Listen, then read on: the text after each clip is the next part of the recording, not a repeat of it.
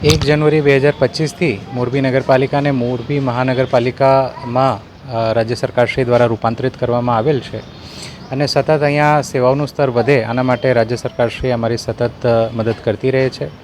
GUDC જે રાજ્ય સરકારશ્રીની એક બોડી છે એના દ્વારા અમને આજે એક રોબોટિક ક્લીનર આપવામાં આવ્યું છે, જેમાં કોઈપણ મેનહોલ જ્યારે ક્લીન કરવાનું થાય તો સીધું રોબોટ દ્વારા આ ક્લિનિંગ થઈ શકે છે. આ રોબોટમાં ઘણા બધા મૂવિંગ પાર્ટ્સ છે અને આપદાની સ્થિતિમાં પણ એ પ્લેટફોર્મથી ઉપરથી ઓપરેટ થઈ શકે છે. અને આમ તો કોઈપણ સફાઈ કામદારને નીચે ઉતારવામાં આવતું નથી, પરંતુ વધુ સાવચેતીના ભાગરૂપે રોબોટ દ્વારા જ આ ક્લિનિંગ થઈ શકશે. અને ગ્રેબ બકેટ પણ આ જે મશીન છે એમાં ઇન્ક્લુડેડ છે અને સીધું વેસ્ટ જે છે એ બકેટમાં જતું રહેશે.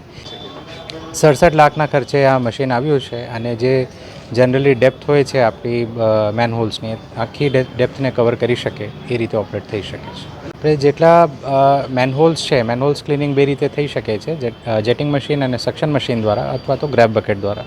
તો કોર્પોરેશન પાસે ઓલરેડી 3 ગ્રેબ બકેટ છે જે હાલ ચાલુ અવસ્થામાં છે. એમાં ચોથું ગ્રેબ બકેટ અને ડિસિલ્ટિંગ મશીન અમારી પાસે આવી છે રોબોટિક. તો એનાથી અમને લગભગ 25% અમારી જે એફિશિયન્સી છે એ વધી શકશે.